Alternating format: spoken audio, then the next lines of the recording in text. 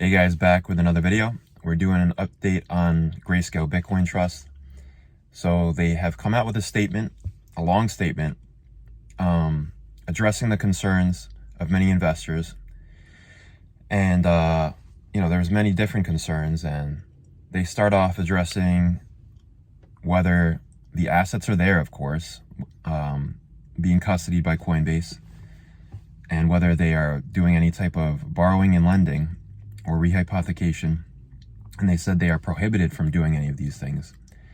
And they indeed confirmed that all of the assets are simply there being held by Coinbase under Coinbase's custody. And Coinbase as well confirmed that all of the assets are there. And on top of that, I think a lot of people's bigger concern, including my concern, was that they had significant counterparty risk to Genesis, who recently halted withdrawing from their platform.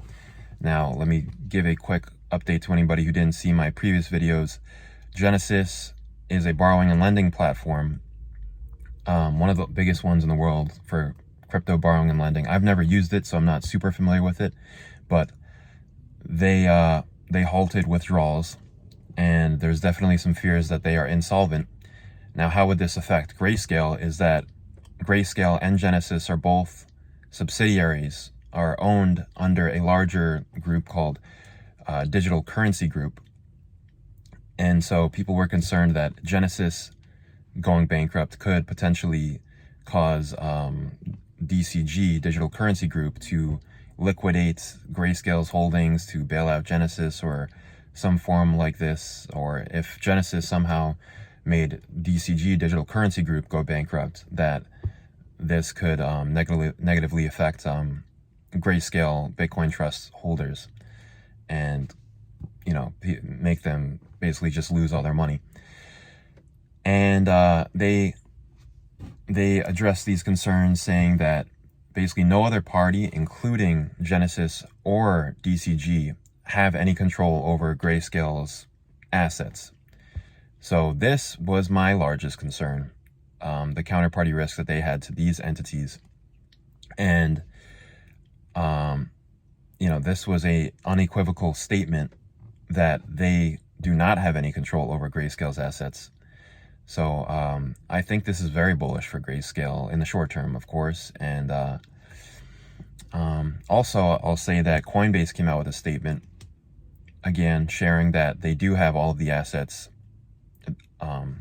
that Grayscale states as holding.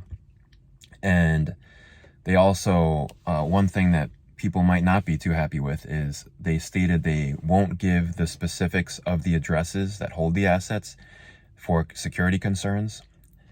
Now, as someone who is not a super technical expert on crypto security, I don't know if this is a if this is technically sound argument that it's more safe for them to not disclose the specifics of the addresses that hold the assets.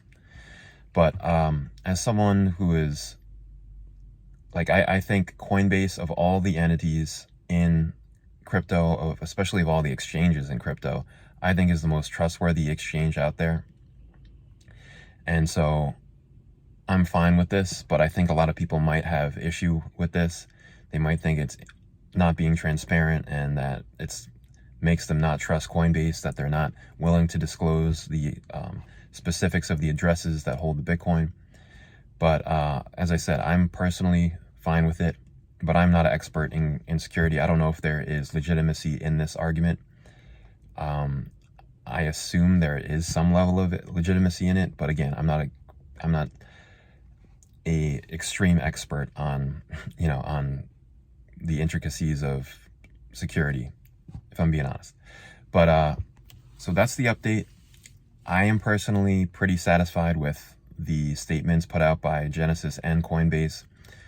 Leave a comment. Let me know what you guys think. If you think the Coinbase reasoning for not providing the addresses is bogus, please let me know. Let me know your opinion.